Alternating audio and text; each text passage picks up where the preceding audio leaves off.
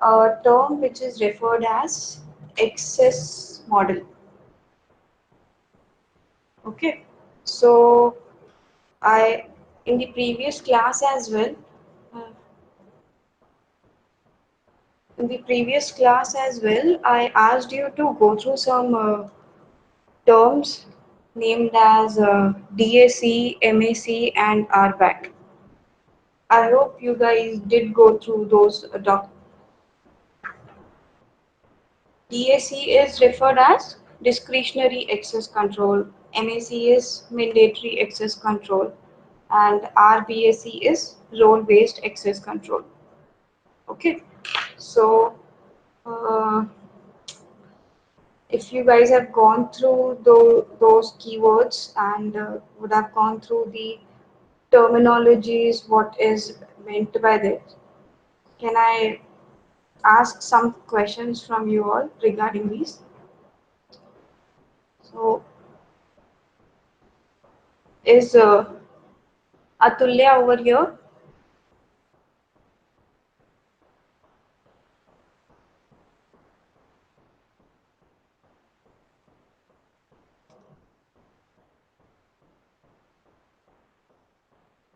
Bharat is there?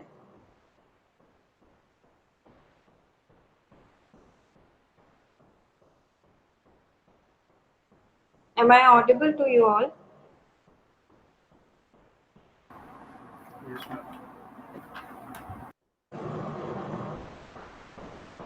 What is BAC? What is MAC? How would you distinguish between both of these?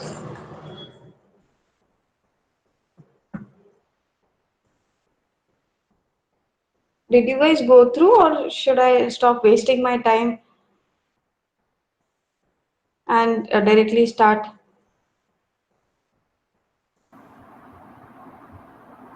Is there anybody Ma'am, over? in DAC, Okay. ma'am, there is a controlled by the user, and in MAC, the whole system is controlled by the manager. And ma'am, in role-based system, we defined some roles according to their divisions, and then accordingly they both uh, define the system. Okay. Anybody else?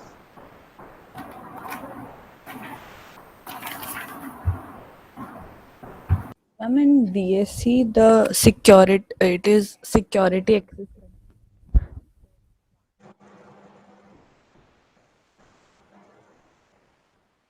And in MAC, it is the access control that OS constraints on the some sort of operations performed on the object.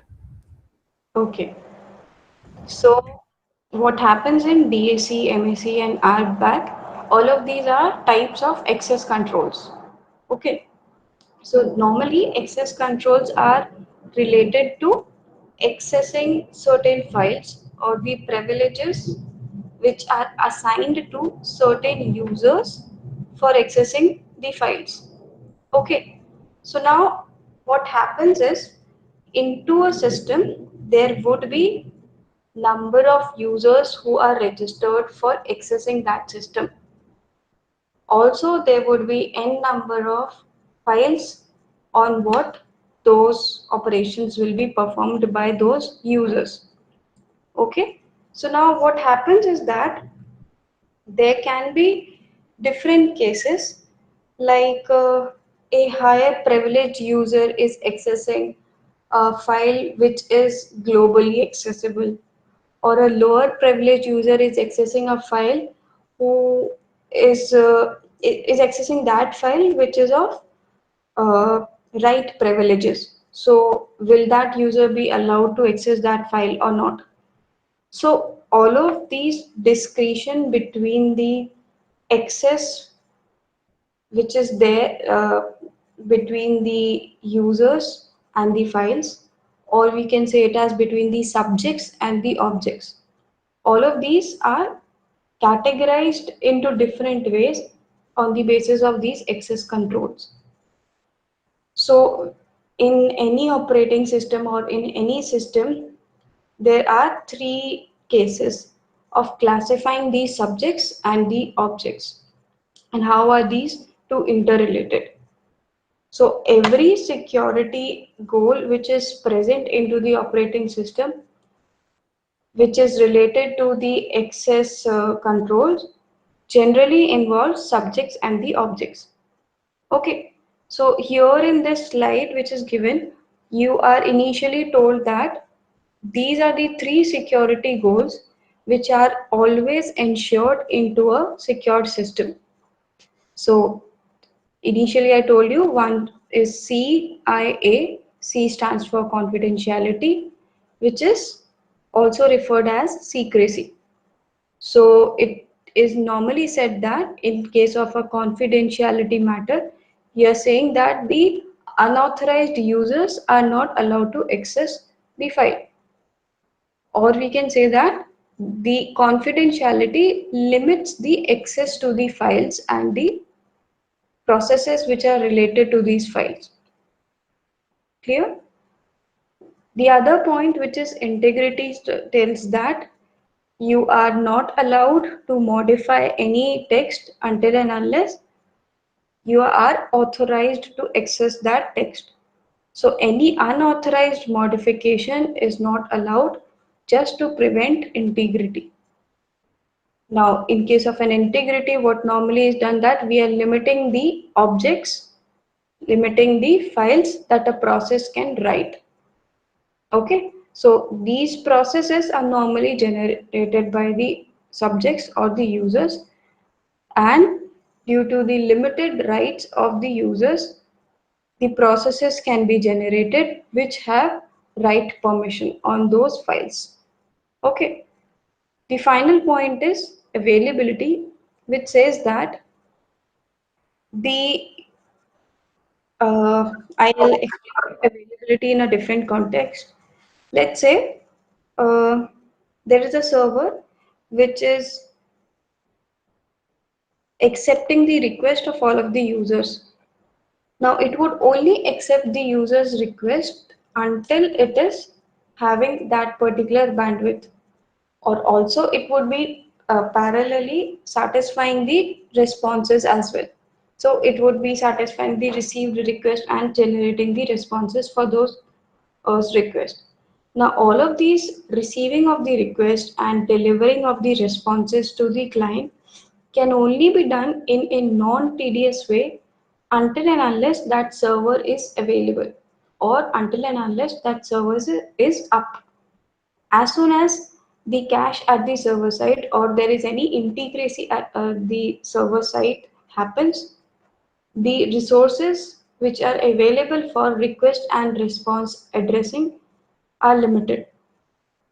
That is why we are saying that you can only satisfy a particular request and develop a response for it only when the server is up. So this says that in context of subjects and objects, the availability limits the system resources that processes or users may consume. Clear? Now, if you are saying that the server is available to process it, this means that it is free from any attack.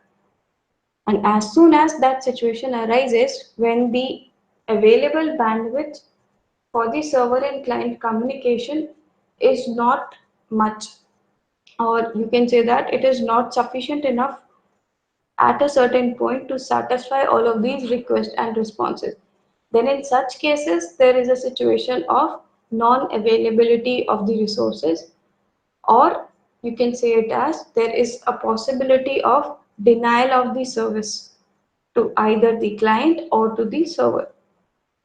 That is why this leads to denial of the service attacks.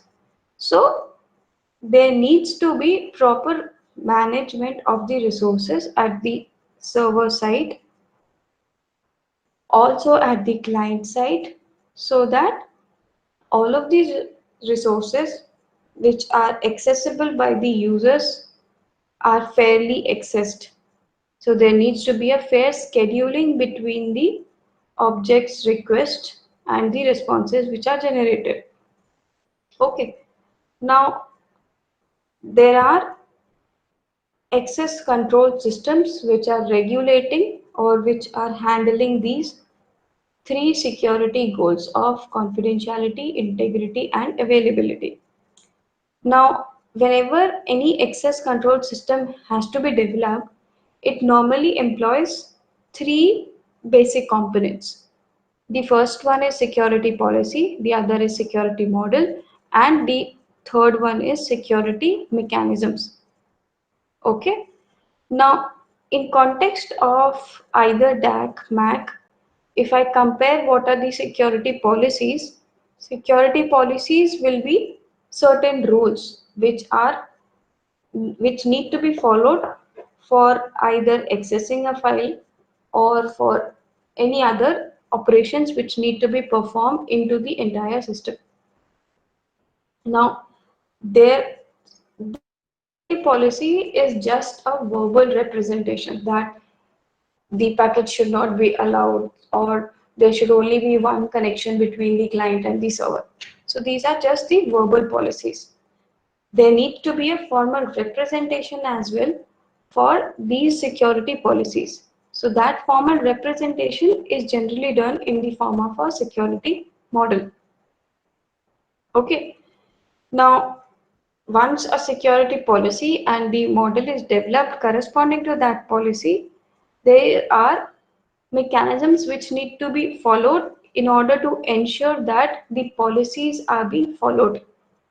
Okay, so how do you say that there needs to be certain levels on what basis the policy is being followed or not? So here what I be doing is in the security mechanisms, we are normally saying that there are two cases. One is the software case and the other one is hardware. Either the security mechanisms can be implemented at the software level or they can be implemented at the hardware level. Okay, so this is the lowest level where the entire policies and the model forms of the security are implemented. Now, when we are talking about security policy, I guess I have already told you in detail what is meant by the security policy. There are certain rules which need to be agreed upon either by the entire community or the highest hierarchy, which is referred as top management, or there needs to be a formal basis of mathematical analysis. Clear? So let's understand what is meant by the policies. So here what is there? This Megacorp Inc. security policy. So this is a organization and these are the security policies which are illustrated and which needs to be followed into this organization. Okay. Now the first policy says that this policy is approved by management. Second says all staff shall obey this security policy. Third says data shall be available only to those with a need to know. And fourth says all breaches of this policy shall be reported at once to security. Okay. Now these are the policies which have been explicitly written into the organization. Now what we need to do is we need to find out what is the problem in these four policies which are mentioned on the company's site. Okay, first and foremost is this policy is approved by management. Okay, now it has been said that the policy is approved by management. Now, when we are saying that this policy is approved by management, the problem with this is that you are saying that there is an approval given by the management authority. So whenever we are explicitly writing what are the policies, we should not include that who has approved. It needs to be anonymous. Okay. Since this is the secure entire policy document, you need to only write the rules which needs to be followed. It should not be mentioned that who is the rule creator or who is the one who has modified these rules. Okay. Next is all staff shall obey this security policy. Same thing. Who is the one who is saying that all staff shall obey? Next is the data shall be available only to those with the need to know. Now, who ensures that which user needs to access the file or which user should access what sort of file? This tells you what the privileges. Fourth one is all breaches of this policy shall be reported at once to security. Now, this comes that even if it has been mentioned that if there comes any breach into the system, it needs to be reported. But then problem is that who is the one who would identify what are the breaches and how are those breaches identified? Whose duty is there to report? So these are certain flaws which are there into the security policy. In order to have a better security policy, you will have the formal representation which needs to be ensured. So what will I do? I'll directly come to the DAC and then explain you. Now what happens is, consider this as a model. Okay. In any operating system, what happens is these are the users which are referred as subjects, and these are the files which the particular user might be accessing. Okay, so this tells you what all users are present onto the system. This tells you what all files or programs are present into the system. So this is the list of the subjects and this is the list of the objects. Now, corresponding to every subject and object pair, there is an entry which says that own, read, write, and execute. All of these informations which are present over here tells you the privileges which that particular subject is allowed to do on that particular object. Okay, so as seen here, it is saying that Anne is allowed to read, write file 1. Also, Anne is the owner of the file 1. Okay. However, Carl doesn't have any right for file 1. So Carl doesn't have any privileges of accessing this file 1. Clear? Now, this entire representation is referred as access matrix model, which is normally done in a discretionary access control, where we are saying that the discretionary access control, in case of a DAC, the access is based on the identity of the requester. So if Carl requests to access file 1, it would be denied because the entry which is there in the access matrix model doesn't contain any value corresponding to this particular cell. Okay, so here the access is based on the identity of the requester. Also, the access rules state what requesters are or are not allowed to do. Clear? Next is the privileges granted or revoked by an administrator. Now what happens here is, since your subject Anne has created his own file, file 1. So here the privileges of accessing, writing, reading, or doing anything with the file 1 by Anne is normally done by an administrator. Or you can say here the administrator can be Anne as well.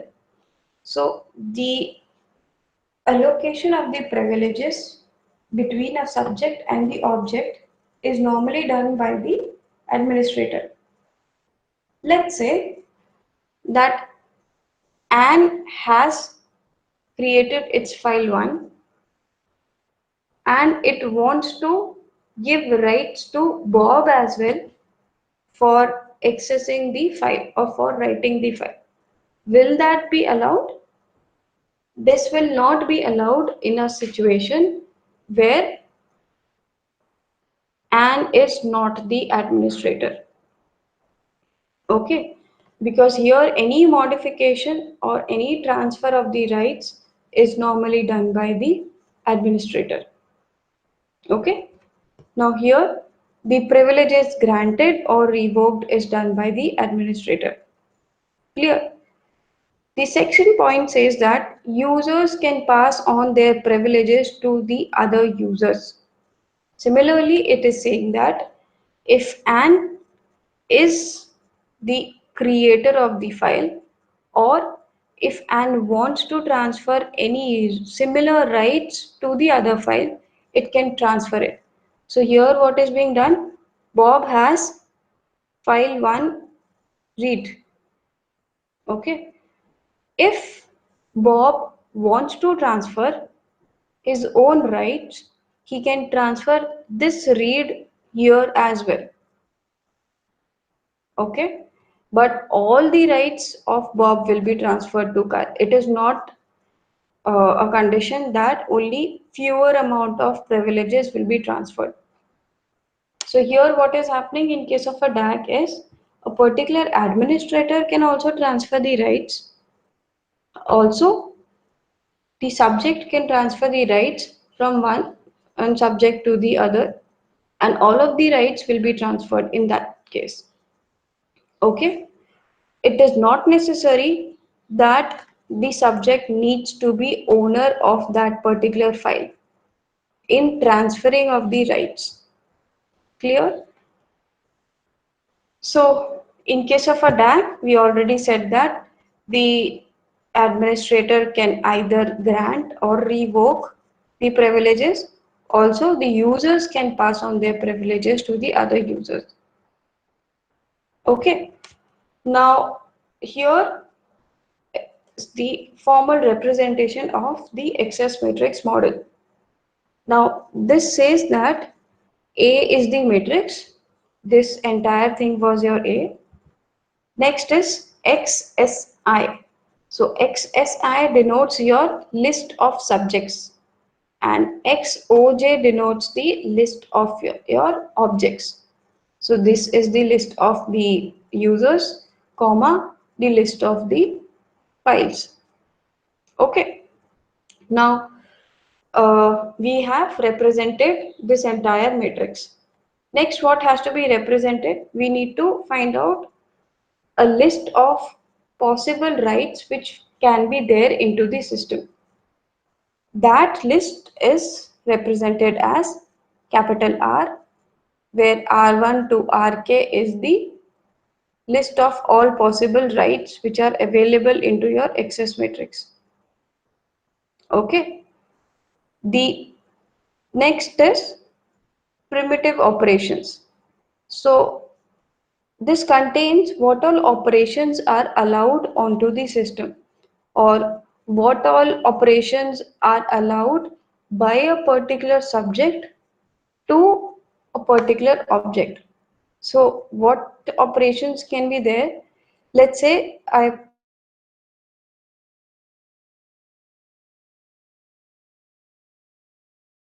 destroy the entire subject, if I want to destroy the entire file.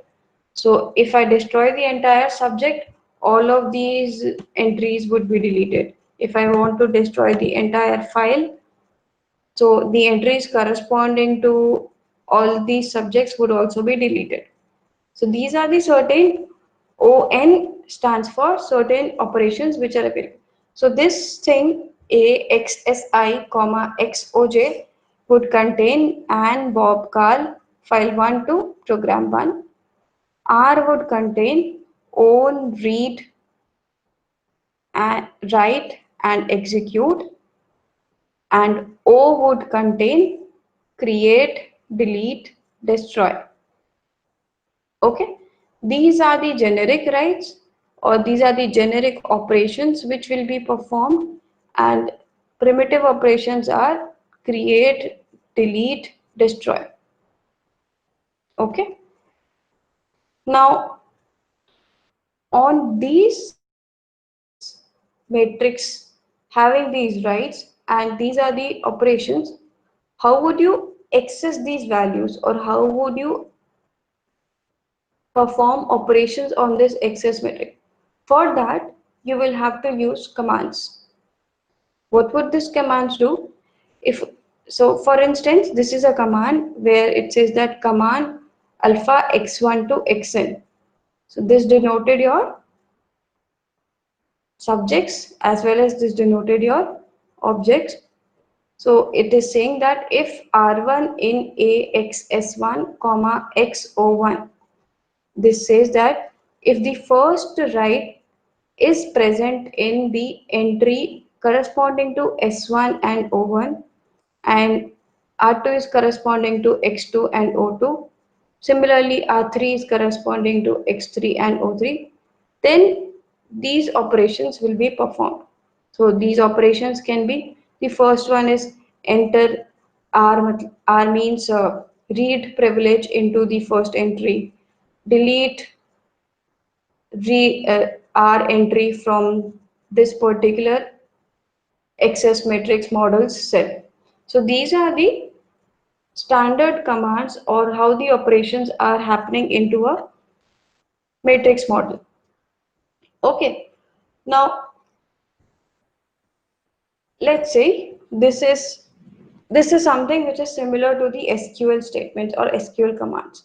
So the first command is saying that command create process comma file, create object file, enter own into process comma file, and so this is the one where we are showing the access matrix.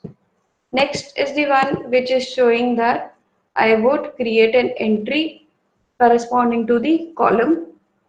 Next one will show that I would write the privilege corresponding to that particular subject and file. Okay. The next one is saying that I am conferring read privileges. Sorry, I'm conferring read privileges right to a friend for the object. So what is it? I am transferring the file privilege initially, which is read, to a file which is common between the owner and the friend.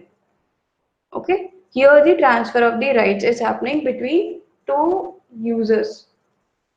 Next one is that I am removing a particular right from the owner or I am removing the access of a file from a particular owner's list.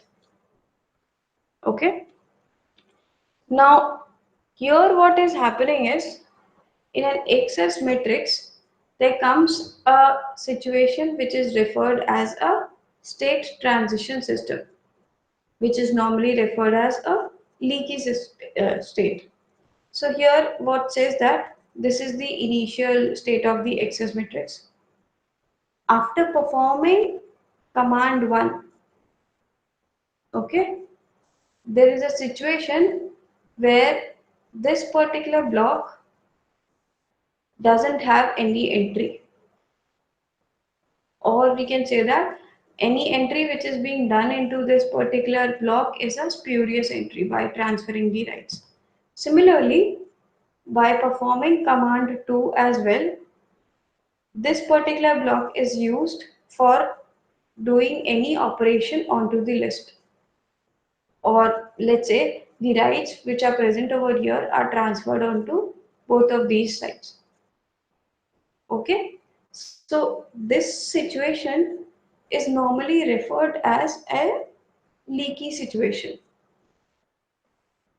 Okay, now here what is being done, that we are adding a particular right or we are adding a newer privilege to the entry which is present into the access matrix model corresponding to the subject and the object pair. Okay. So here it is says that leaky state in an excess matrix is said to leak a right R. Right is privileges. So it is leaking a read privileges if there exists a command that adds read privileges into an entry in the access matrix that did not previously contain R.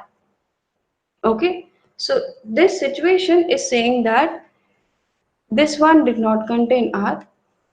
After performing certain operations, there comes a command which makes the value R over here. Okay, even if there isn't any transfer of rights being done specifically for this particular subject object pair. Such condition will always be a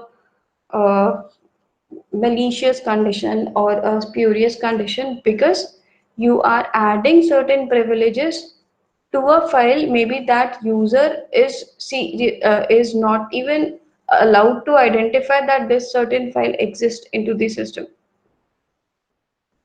Okay, so this transferring of the rights between the users is not considered as a better practice.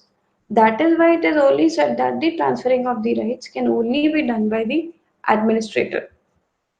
So, certain situations which lead to the leaky states are not always safe, which led to the development of different access control systems. Okay, so what we need to find out after every transition or after every command which has been performed onto the access matrix is that is my current state of the system secure or not? For that, how would I relate the safety, or how would I say that this state of the system is secure? For that, what has to be done is we need to find out that system is safe if access to an object without owner's concurrence is possible, is impossible. So what does it mean? That if file f1 file f1 has been created by, let's say, a1, and you are accessing that f1 file without the owner's permission, that is not right. What needs to be done is that only if A1 has assigned you the permission, who is actually the owner of the file, then only you will say that it is secured. Next point is a user should be able to tell if giving away a right would lead to further leakage of that right. What does this mean? That before transferring the privileges from one particular user to the other user, the user should have a prior information that if it is transferring the rights, there shouldn't be any leaky state situation. Okay. Only in such cases when both of these conditions satisfy, then we'll refer that our system is secure. Now, this is a access matrix model representation. Okay. Now, in access matrix model, what we had subjects, we had modes corresponding to the files. Okay. Now, the previous example only had 3 users. Let's say it had only 4 files. So the entire architecture was very small. This would mean that whenever any new user comes into the system and he creates newer files, or he creates n copies of the file which are existing into the system, what would be done? You will have to have the entry of the user and the file again into the matrix mode. This doesn't support the functionality that it is efficient. Obviously, whenever you are entering the newer subjects, whenever you are entering the new writes corresponding to the newly created files, it would consume some size. So that is why the development of matrix is not considered as an efficient model, because it is very large, and also searching in that span, that is the subject one allowed to access the file, or is the subject one having the execute privileges for, let's say, file 100.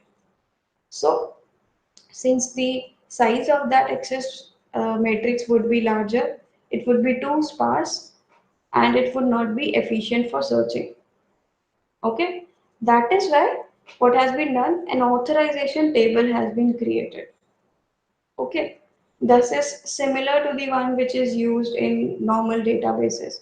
What happens is, every time a user has an access privilege corresponding to a file, that is given a new entry. So if you are entering the new privileges for, let's say, an after year, you can add it directly or you can remove it directly depending upon the commands. So here the entire searching is lesser than the access matrix model, but this also involves a large amount of searching. Also, similarly, the ones in case of access matrix model, we had to increase the size of the table. We had to add newer rows, newer columns, depending upon the number of users which are coming up, and depending upon the number of files which have been created by those users. So the authorization table came into the context. Now, this table has lesser search space irrespective of the one which was there into the access matrix model. However, similar situations might also arise in case of an authorization table when you are having more number of files and more number of users which are present into the system. An alternate for this authorization table is capabilities. What does this capability tells you? That you will have the subjects corresponding to the files which they have created. So you will only have a single entry for the subject. Then this particular subject will be linked with all of the files or the programs which that user has created. And the privileges which are associated with those files will be present into the entries below those files. Okay. Now, let's say if there is newer entry created or newer file created by Anne, there would be a link generated, and the last entry would be made as null. This gives you an advantage that when we were doing a newer entry or a newer file creation for a particular subject, the entry was created for the other subject as well, even if it was not useful for the other subject. Here, this gives you an advantage that you'll only write one entry which is corresponding to the user who has created this file. Okay. Now, this capability tells you that each user associated with the capability list, indicating for each object the permitted operations, right? The advantage is that it is providing you distributed system, since it prevents repeated authentication of a subject, which was there in case of a DAC. Also, this is vulnerable to forgery and can be copied and misused by the attacker. The problem with this is that since we are saying that these entries are created corresponding to the user, so all of these entries which are there are individually present onto the system. There can be possibility that any alteration in the file which is created by one user, and since both of these files are present in the same space domain, it is a higher chances that the user modifies the privileges of the file one, which is there for the subject one. Okay, so when we are talking about access matrix model implementation, you can have two ways of implementing this model. Either you can implement it using a authorization table, or you can implement it using the capabilities.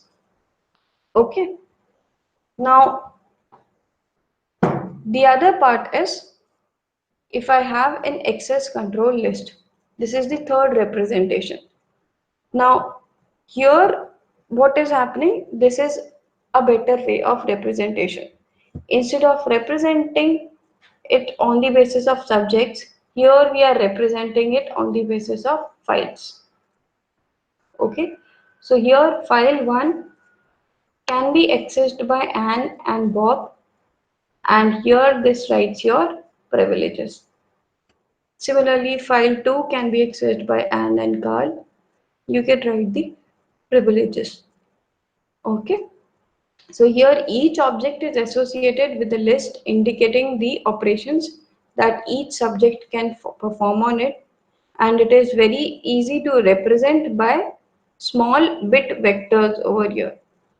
There the vectors were larger. Let's say Anne had 100 more files which were created. So this space domain would still be larger. Okay, so an efficient method of representation of this scenario is if I have the files with me, I can link those files with the subjects, and then I can use any easier way of representation. Okay, so when we are talking about a Unix system, all of these file and the users are and their privileges are represented on the in the form of bits.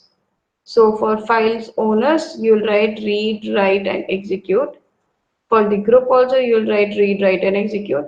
And all of these three bits values will tell you that this particular is authorization is for owner, or it is for group or any other common user. Okay.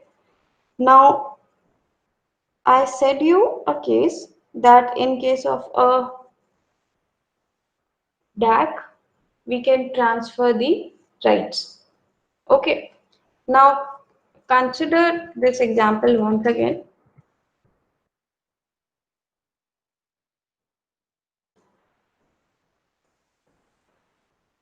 Here we are having three classes of subjects for the file one.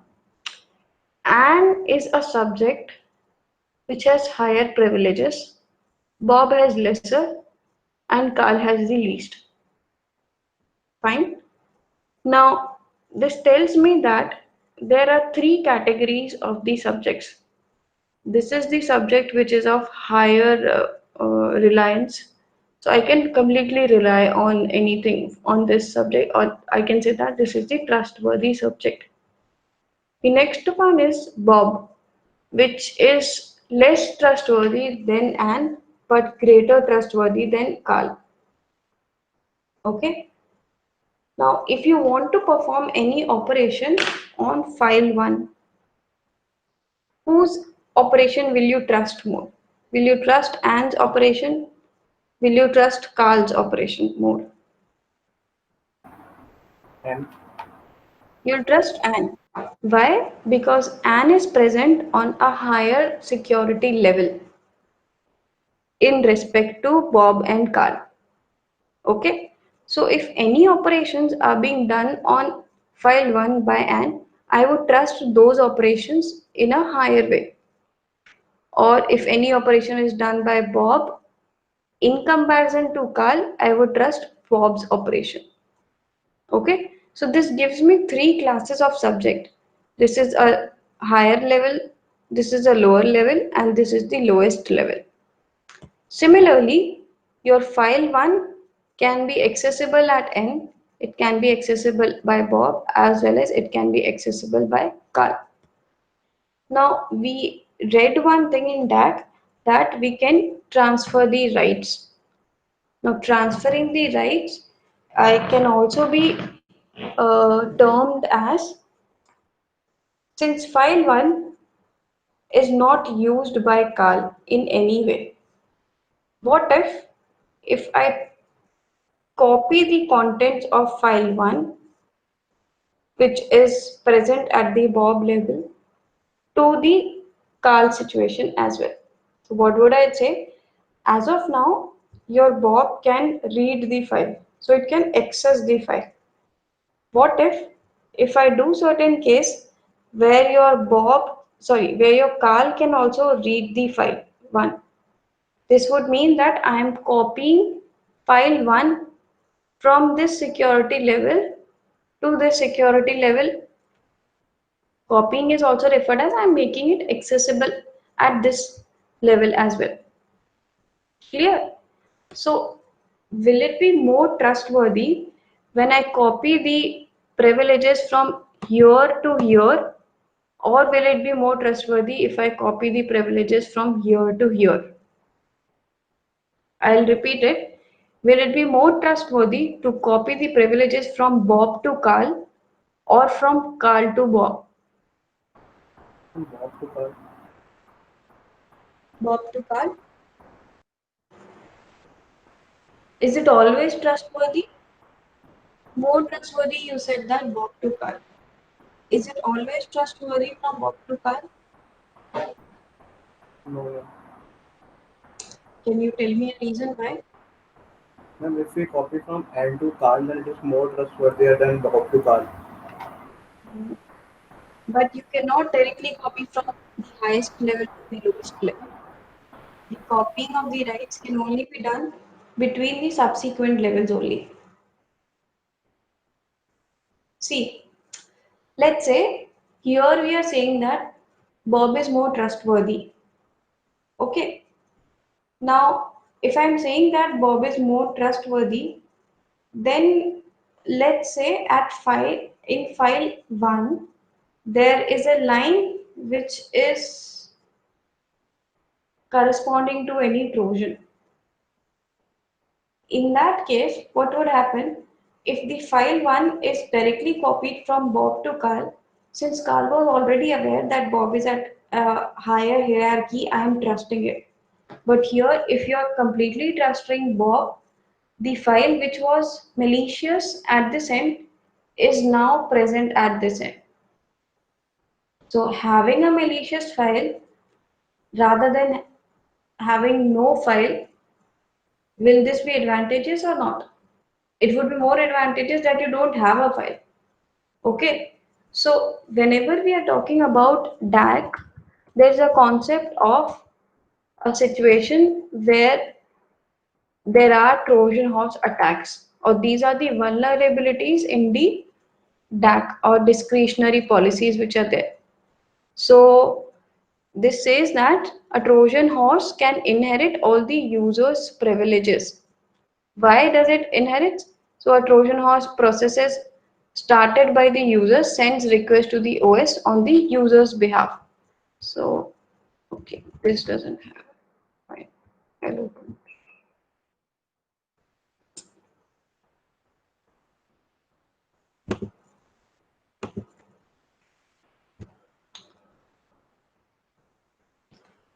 Okay, so this is the case where I was talking about ABC. Your classes, this is the highest, this is the lowest, this is the lower, and this is the lowest. Okay, so what does it say is,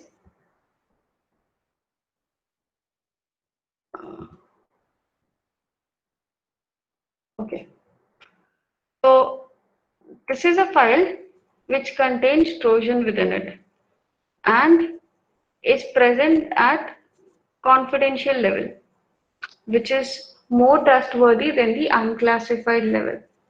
Okay, so if I read the entire file and that file has Trojan within it and I'm copying it downwards, or I'm copying the privileges for that downwards as well. In that case, what would happen? The unclassified level will also access the Trojan infected file. Clear?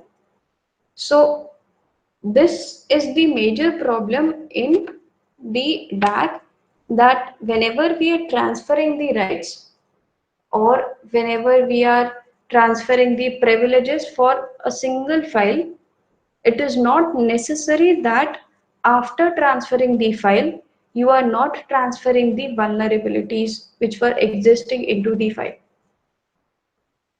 So during the transfer or the resultant of the transfer can also be a case which is leading you to an unsafe state.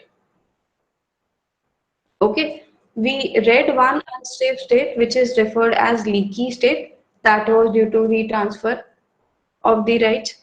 The other one is also, this vulnerability is also due to the transfer of the rights. So even if DAC is user friendly, or DAC allows you to modify the rights accordingly, or it allows you to change the rights of a file by yourself, but all of this comes up with a cost, which is that there can be an unsafe state into the system when you are having DAC employed. But this doesn't mean that having DAC will always lead you to an insecure state. Yes, there are possibilities that having DAC might lead you or lead your system into a vulnerable state. Okay, so in order to prevent certain cases, there are certain models also developed which says that the privileges which are read and write, these have to be distinguished, or on the basis that whether you are transferring the rights to a higher level or you are transferring the rights to a lower level. So this means that if you're transferring read write, okay, you can do it only in one direction. You can either read downwards or you can read upwards. This also means that you can either transfer the read write to a lower level or you can transfer the read write to a higher level. Only either of the cases will happen. Both cannot happen. Okay? Any doubt?